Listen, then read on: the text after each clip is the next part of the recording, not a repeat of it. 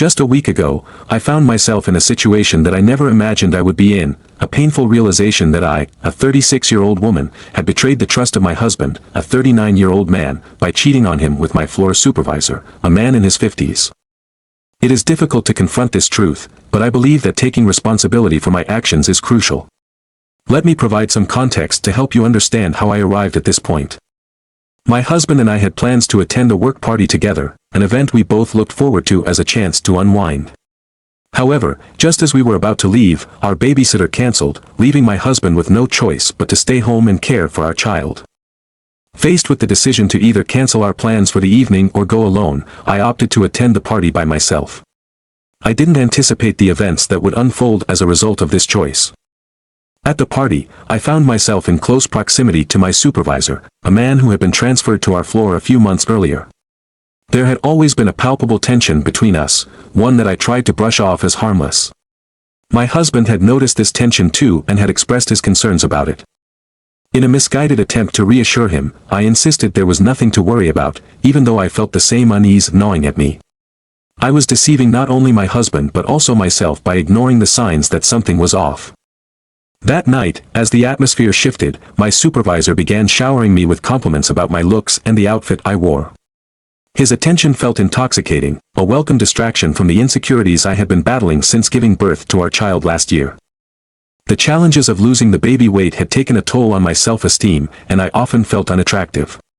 My husband, who fits the typical male stereotype, had not been very supportive of my struggles. He seemed oblivious to the fact that my confidence was diminishing. Despite my efforts to regain my figure by working out, my husband hardly acknowledged my progress. Our intimate life had dulled, burdened by the exhaustion that came with parenting a lively toddler. On that fateful night, I allowed myself to be swept away by the excitement and attention, letting go of my inhibitions in a moment that I now deeply regret. The night took a turn when I ended up in a hotel room with my supervisor, only a few blocks away from the party venue. My husband's instincts, which I had dismissed, were spot on. The reality of my actions hit me hard when I returned home in the early morning hours to find him waiting for me. He immediately questioned my whereabouts, pointing out the discrepancy between my claims and my location. I had forgotten that we shared our locations through a tracking app, making my deception impossible to camouflage. There was no way to deny it any longer. I had cheated on him, and this betrayal was not a spur-of-the-moment mistake but a planned decision that I had been contemplating for weeks. I knew very well how my actions could devastate our family, yet I chose to ignore those consequences. Our marriage had its share of imperfections, but the truth remains that I had no right to betray the trust my husband had placed in me. In the days that followed, I wrestled with feelings of guilt and remorse. Despite the challenges we faced, I genuinely loved my husband. He was willing to consider giving me a second chance, a notion that filled me with both hope and dread, as he had experienced the pain of his parents' divorce. He expressed his determination not to let our child suffer because of my choices, asking me to sever all ties with my supervisor, even if it meant sacrificing a career opportunity that could have advanced my professional life. Initially, I felt torn about this request. The job represented a significant step for my career, but deep down, I understood that it was not solely about the job, it was about the vows we had made to each other. After taking some time to reflect, I ultimately chose to prioritize my family over my career aspirations. This decision felt right, as I recognized the weight of the pain I had inflicted upon my husband. Navigating the aftermath of my choices has been incredibly challenging. The emotional scars I have left on my husband run deep, and I can sense his anguish on a daily basis. It is heart-wrenching to realize the extent of the damage that has been done to our relationship. Thankfully, he is willing to explore counseling as a means to heal. I am committed to becoming the kind of partner he deserves, yet I fully understand that this healing process will require time, effort, and a deep commitment to our marriage. As I confront my feelings of inadequacy, I remain focused on the journey ahead, determined to rebuild our relationship and restore the trust that has been shattered. He is navigating a complex emotional landscape, and I fully recognize his right to feel the way he does. The situation at hand is undeniably challenging for him, and I am filled with regret for placing him in such a difficult position. My intention is to make amends, yet I understand the reality that the journey toward redemption is long and filled with uncertainty. There is no guarantee that things will return to the way they once were. Ultimately, the focus has to be on what is best for our family. I am prepared to do everything necessary to rebuild the trust and respect that have been compromised. I appreciate your time in reading this. I share my thoughts not in hopes of evoking sympathy but rather to acknowledge the mistakes I've made and to communicate the difficult path I am currently on to rectify them. The process is challenging, but I am learning and growing every day. A significant amount has transpired recently, and I feel it is important to update you on how things have been unfolding. To be candid, the situation has taken a turn I did not foresee. After my husband and I had that painful conversation regarding my infidelity, I truly believed we were starting to make some headway. We engaged in open communication, attended counseling sessions, and I was earnest in my efforts to show him my remorse. However, things became increasingly complicated when my husband found my call records, revealing that I had been speaking to my supervisor for over an hour during a time when I claimed to be at my mother's house.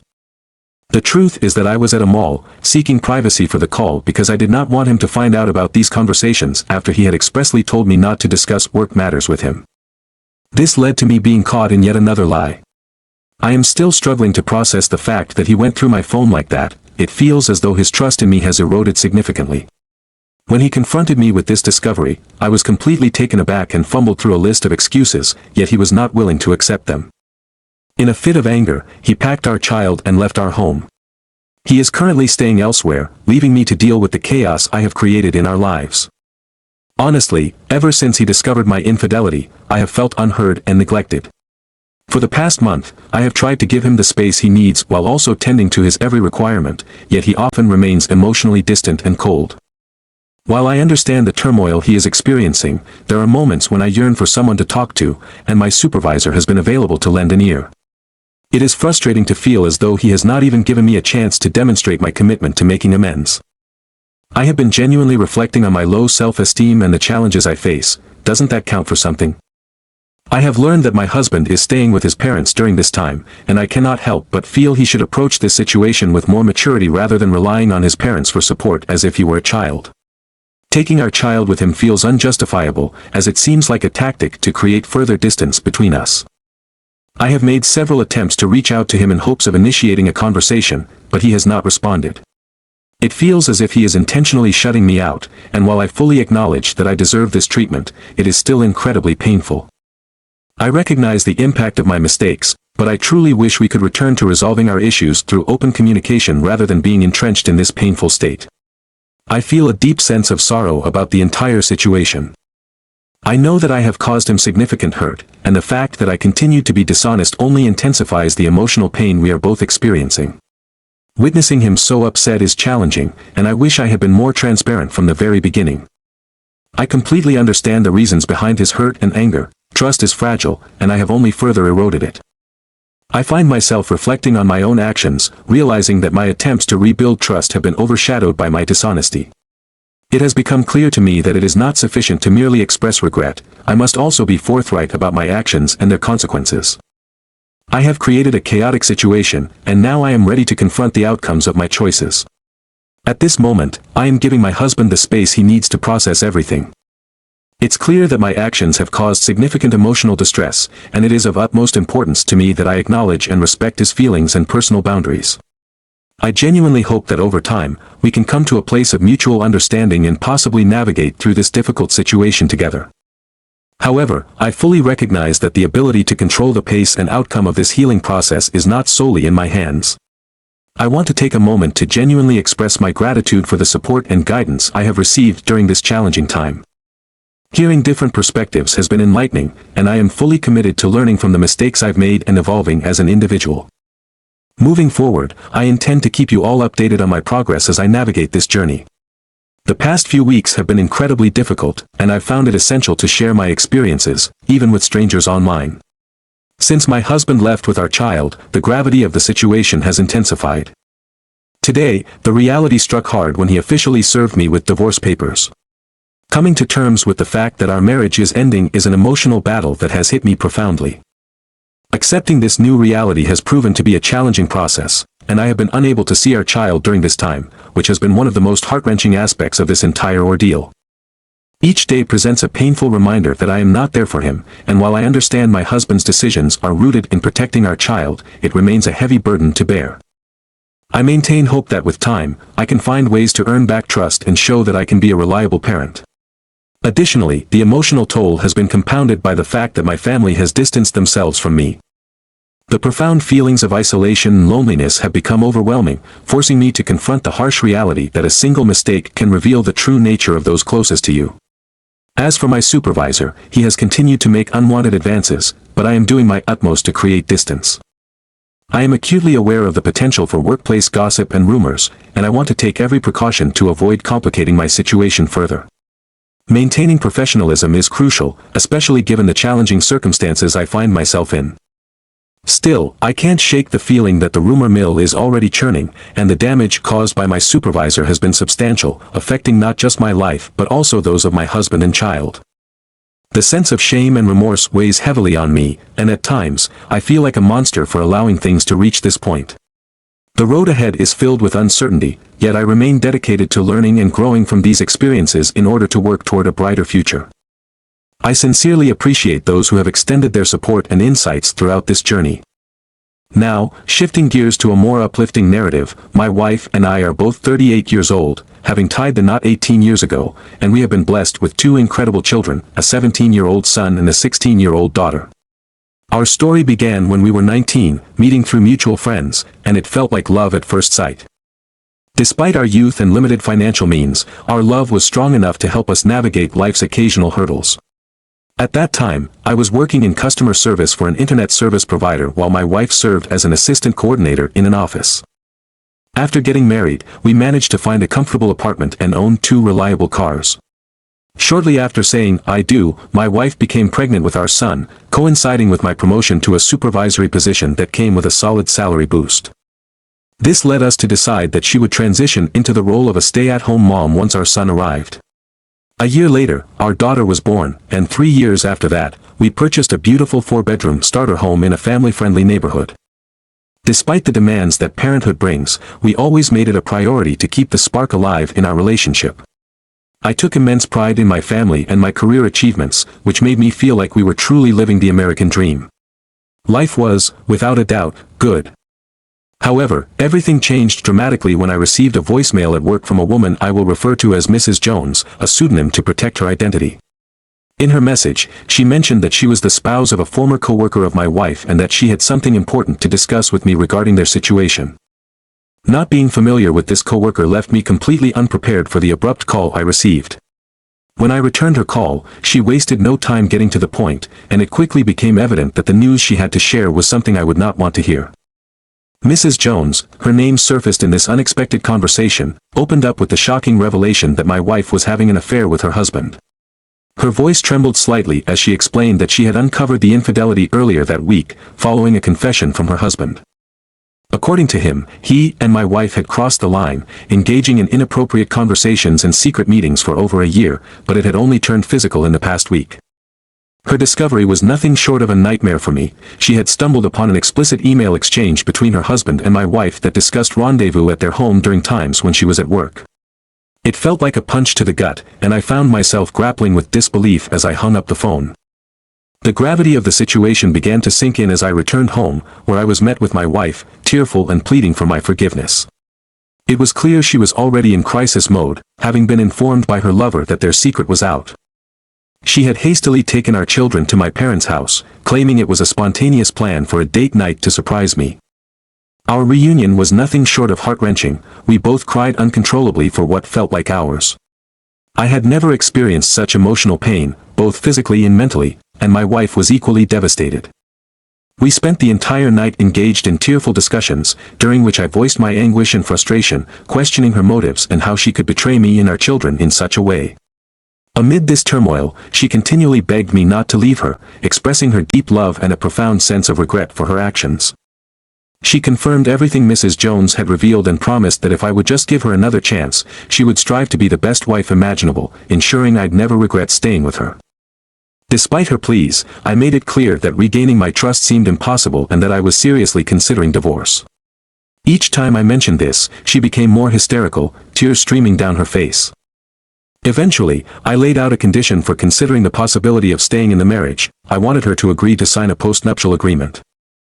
I recalled a story I had read about a man who had negotiated a similar arrangement after discovering his wife's infidelity. I sympathized with him then, and now I found myself in a similar, painful situation. The postnuptial agreement I proposed would explicitly document the affair and state that if either of us chose to divorce in the future, following this betrayal, my wife would not qualify for alimony and would only be entitled to 25% of our jointly held assets, rather than the usual 50%. Additionally, we would both share 50-50 custody of our children, with them primarily residing with me. I presented her with a clear choice: accept the postnuptial agreement and work on our marriage, or proceed with an immediate divorce, which would allow her to claim alimony in half of our assets, likely resulting in her gaining primary custody of the kids. She decided to go along with the postnuptial agreement but asked to exclude any mention of the affair in the document due to her embarrassment. I firmly rejected that request, emphasizing the need for transparency. Without acknowledging the affair, there would be no basis for our agreement. Ultimately, we did agree to keep the affair confidential between the two of us, a decision I would later come to see as a significant error. Still, I expressed my skepticism about our ability to move past this and felt we would merely exist as roommates focused solely on co-parenting. She accepted this condition, crying profusely while vowing to spend the rest of her life proving her commitment to regaining my trust and unconditional love. In the following week, I took decisive action, consulting a divorce attorney, and within 2 weeks, we had signed and filed the postnuptial agreement. To safeguard my interests and quell my overwhelming suspicion, I insisted that we both undergo STD testing, acknowledging the need for health security after such a betrayal. Furthermore, I arranged for DNA testing for our children, driven by a complete lack of trust in her at that moment. The request for STD testing left her feeling ashamed and embarrassed, but when it came to the DNA tests, she was deeply saddened and distressed, repeatedly assuring me that the children were indeed mine. Eventually, I conceded to my wife's requests for tests, but it came with a heavy heart, as my trust in her had significantly deteriorated over the last 2 years. This period became a relentless nightmare for both of us. We found ourselves living a lie, creating a toxic environment that severely impacted our emotional well-being and mental health. To the outside world, our children, extended family, and friends, we maintained a facade of normalcy, a carefully constructed illusion that everything was fine. My wife kept all her clothing in our master bedroom, and every night, we would go through the motions of retiring to our bedroom, giving the impression that we were sharing a bed as any married couple would. However, once the door was closed, I would subtly encourage her to move to the spare bedroom to sleep. My desire for physical separation had turned into a complete aversion, and for a full 2 years, we did not share a bed. In public, we upheld a semblance of affection.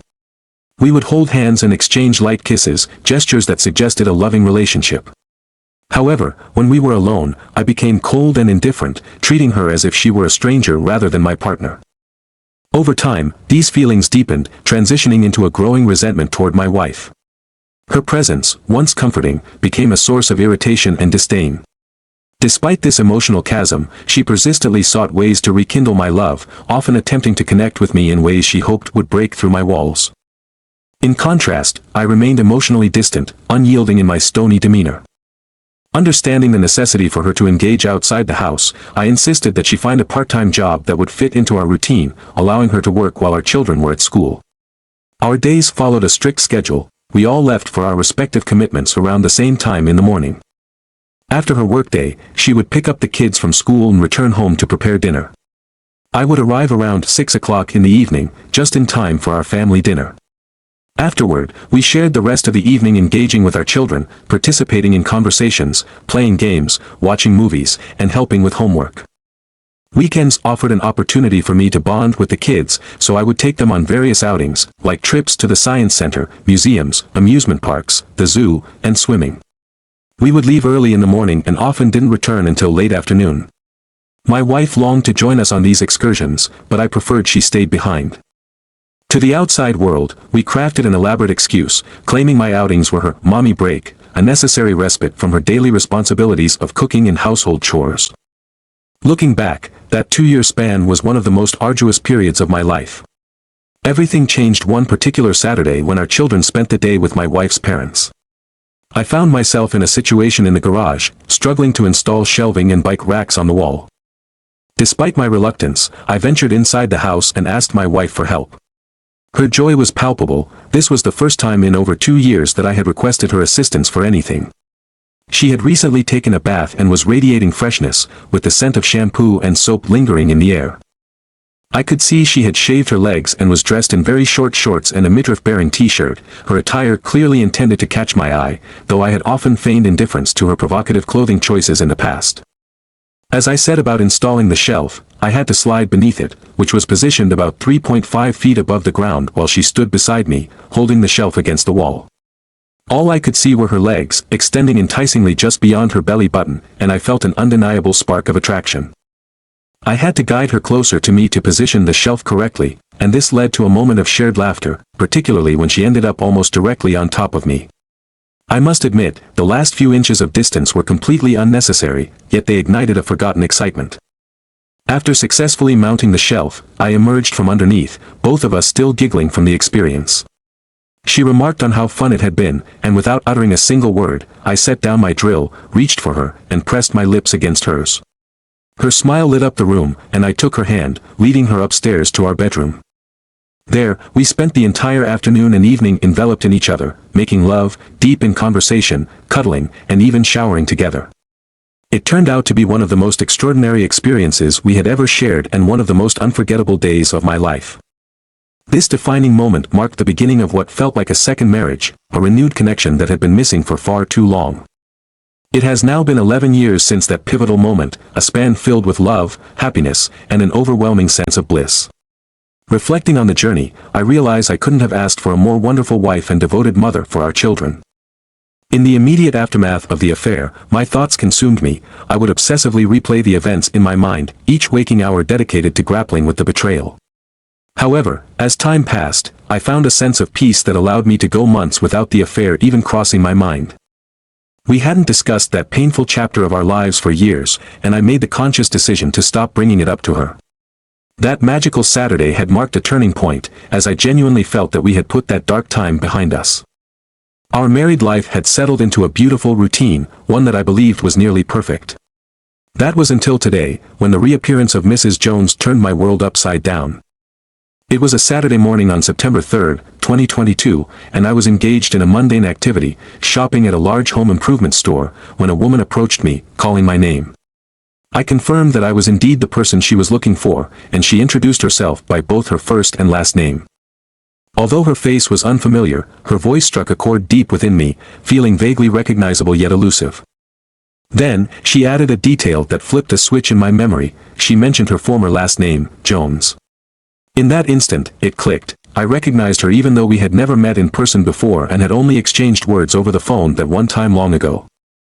I was taken aback, as my initial assumption had been that she and her husband were around our age. However, Mrs. Jones appeared significantly older, possibly in her late 50s. She went on to tell me that she recognized me from several online photos and asked how life had turned out for me. I shared the good news that my wife and I had reconciled and had been happily married ever since. Her surprised facial expression hinted at the gravity of what was about to unfold. Feeling awkward in the wake of our unexpected encounter, the only words I could muster were an apology for my wife's actions, to which she responded, "Don't apologize. We were married to two demons." It was then that she began to share details that would change my life forever. She mentioned that I was clearly a much bigger person than she was and continued, revealing the heartbreaking truth that when she discovered her husband had been having an affair with my wife every Wednesday morning for a staggering 16 months, it had taken place in their own bed. This revelation left me stunned, but I chose to listen carefully as she unfolded the rest of the story. Mrs. Jones recounted that her husband had cheated on her not only on ordinary days but on significant occasions too, Valentine's Day, her birthday, Christmas Eve, and even their anniversary, before returning home to be with her. The emotional weight of her words was hard to bear, but I found myself absorbed in her account. She remarked, "Karma is a real force," implying that since their divorce, her ex-husband's life had been nothing short of chaotic. She disclosed that he had been fired from his job for conducting the affair during work hours, a misconduct she had reported. In the aftermath of his termination, it was revealed that he had been engaging in commission fraud for over 5 years, submitting false sales data that ultimately led to both criminal and civil charges against him, alongside a lawsuit for restitution totaling more than $240,000. While the criminal charges were dropped once he paid the restitution, the settlement and accompanying legal fees had drained a significant portion of his divorce settlement. She described how her ex-husband had relocated to the Orlando, Florida area hoping for a fresh start, but instead had ended up declaring bankruptcy.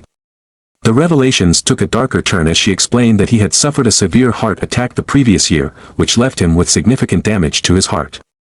This condition had led to limited mobility, persistent leg swelling, and a reliance on a cane for walking. At just 66 years old, he was forced into retirement, and at the time of our conversation, he was 68, creating a stark age gap between him and my wife, who was much younger. Mrs. Jones painted a picture of a man who had become an isolated, financially struggling elderly figure, with 2 children who despised him. Despite this, she emphasized that she had never wished him ill and had always encouraged their children to maintain a healthy relationship with their father, yet sadly, they found it difficult to bear him. In what felt like a bittersweet conclusion to her story, she mentioned that she had remarried 8 years ago and was now happier than she had ever been in her life. We took the time to exchange phone numbers, and she kindly offered to provide me with any details regarding the affair or even copies of the emails if I ever wanted them. I expressed my gratitude, wished her well, and as we parted ways, I found myself feeling emotionally numb. The reality of my wife's blatant deception weighed heavily on my heart, leaving me to grapple with this unexpected chapter in my life. Our entire second marriage had been built upon a foundation of deceit, a shocking reality that I had to confront. This situation was not simply a fleeting affair, rather, she had been leading a completely separate life with another individual for a staggering 16 months. During this time, they engaged in intimate relations, often under the pretense that she was busy handling household chores or shopping, all while our parents were caring for our children. Instead of feeling sadness at such betrayal, I was overwhelmed by a torrent of disgust, rage, and anger, emotions that surged within me, far more intense than anything I had ever experienced before. This deep well of anger alarmed me. I felt as though I was teetering on the edge of losing control. I could not face the prospect of going home in that state of turmoil. Choosing to distance myself from the situation, I sent my wife a text informing her that I would be running additional errands, even mentioning that I would grab something from a fast food drive-thru, crafting a facade that I would not be home for lunch. Meanwhile, I took the next 4 hours to meticulously devise a plan for confronting my wife. I outlined the steps I needed to take in this painful process and reflected on how I would share my story in its entirety. Throughout this time, my wife reached out to me through phone calls and texts, seemingly checking in on my well-being. I maintained my front, telling her I was simply out shopping and that I had a surprise for her when I returned. Her response was laced with skepticism and concern. She knew that my shopping habits were typically minimal. Nevertheless, she replied, "Okay, I love you. See you when you get here." As I formulated my action plan, I resolved that I would confront my wife that evening, on a Saturday, moving her belongings into the spare bedroom that night. I intended to break the news to our children the following day and then share the devastating truth with our parents on Labor Day. I had made an appointment with an attorney for Tuesday to draft an in-house separation agreement. After a 90-day period of reflection and contemplation, I would face 3 possible outcomes: choose reconciliation, pursue divorce, or extend the evaluation period by another 90 days. An update was due last month, but my life had become a whirlwind of complications both personally and professionally. On the career front, I had received a promotion to Vice President of Customer Service after dedicating 5 years to an internet service provider. I had transitioned to a customer care manager position at a large, privately held industrial company, where I steadily climbed the corporate ladder over the past 13 years, ultimately reaching the highest position in my department. My family and my employees celebrated this achievement with me, and I felt immense pride that my years of hard work had been acknowledged. This new role would involve both in-state and out-of-state travel, serving as a welcome distraction as I faced the personal challenges ahead. Now, returning to the difficult matter at hand, I confronted my wife, and she admitted to everything. She explained that she had not revealed the complete truth 13 years ago, fearing that I would leave her if I understood the full extent of her actions. The affair had continued for 16 months, instigated by their chance reunion while waiting in line at a popular national coffee shop she frequented daily. They began meeting there every Wednesday, ostensibly to discuss work-related matters. During their third meeting, he invited her to his home to showcase his new exercise spin bike. She acknowledged that though she understood it was wrong, she felt unable to resist the pull of temptation. She confessed that their first encounter occurred on a sofa in his basement, but their liaisons soon progressed to his marital bed. As our conversation continued, she revealed the extent of their physical engagements and lamentably confirmed that they had not used protection. In my anguish, I had asked for specific details, and hearing them shattered my emotional state beyond repair. She admitted that even while being unfaithful, she had ensured I was sexually satisfied throughout the affair, stressing that she had initiated all the encounters and catered to my desires. I responded by expressing how this revelation made the situation even more repulsive and heartbreaking. I suggested that she might have an underlying mental illness, as no mentally sound person would act so cruelly towards their spouse and family. Her tearful agreement and confession that she desperately wanted to end the affair only added to the weight of the tumultuous conversation we were having. The situation had reached a critical point, and despite her inner turmoil, she struggled to confront the reality of her choices. It wasn't until the truth came to light that she claimed to have found clarity. In her assertion, she insisted that her feelings for me were genuine and that any emotional connection she might have had with him was non-existent. I responded to her claim with disbelief, emphasizing how unrealistic it was to think she could engage in an affair spanning 16 months without forming some level of attachment. My skepticism only deepened when I saw her struggle to accept the weight of her denial. Tears streamed down her face as we spoke, and she pleaded for my forgiveness, urging me to remember the beautiful life we had built together over the last 11 years. In her defense, she expressed how she always strove to be a devoted wife and a caring mother, even during her infidelity. I found myself questioning the validity of that statement, drawing an analogy that left her momentarily bewildered. I compared her claim to a professional thief trying to convince a judge of their good character while simultaneously admitting to robbing banks every Wednesday morning. My perspective was unwavering. She had far departed from being the good wife and mother she claimed to be during that time. A sob of agreement escaped her as she acknowledged my point, admitting she was in need of psychiatric help and therapy. She then asked if I would support her through this process. I told her we could discuss it later. When I pressed her about the reasons behind her choice to be with him, her reaction was immediate. She begged me not to bring it up, expressing that she had suffered mentally for over a decade because of this secret. I insisted on understanding her thought process, and she finally revealed her feelings of youth, naivety, and isolation as a stay-at-home mom at the time. She described him as a mature figure, the epitome of success in his field, and confided that she was astonished that someone like him would show interest in her. She acknowledged the folly and immorality of her actions, and hearing her admit this felt like a wound to my core, yet I appreciated her candor. I confronted her about the consequences of her actions, highlighting the devastation she had contributed to in another family. Her confused, sorrowful expression betrayed the impact of my words. I informed her that the Joneses had divorced shortly after their affair became known, and their children were estranged from their father. As she absorbed this information, she broke down, feeling guilty for the pain she had caused. I inquired if she was aware of the fallout from her actions, to which she replied that she had intentionally blocked him from her mind after my confrontation. Continuing, I pointed out that she likely wasn't updated on her former lover's current state.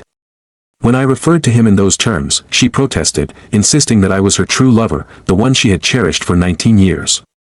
I then revealed some shocking news. Mr. Jones had suffered a severe heart attack and was in deteriorating health, now living in Florida. She was taken aback, questioning my motives for sharing this information. I clarified that I thought she might want to know about someone significant from her past. Her reaction was one of denial. She insisted that she had moved on and no longer loved him. To inflict further emotional pain, I callously suggested that if our relationship didn't work out, he might appreciate her companionship in his time of need. She was overwhelmed and burst into tears, rushing to our bedroom where she collapsed onto the bed, sobbing for what felt like an eternity. I felt a pang of guilt for my harsh words, considering an apology, but I ultimately held back, recognizing that my comment was minor compared to the betrayal she had inflicted upon me and the damage done to Mrs. Jones.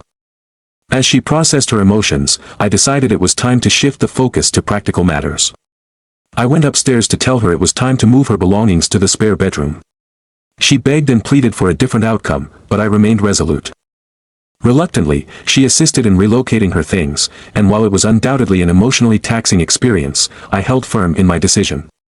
Throughout the process, tears were shed on both sides. While she openly wept, I found myself quietly grieving in the bathroom, not wanting to show my vulnerability in front of her.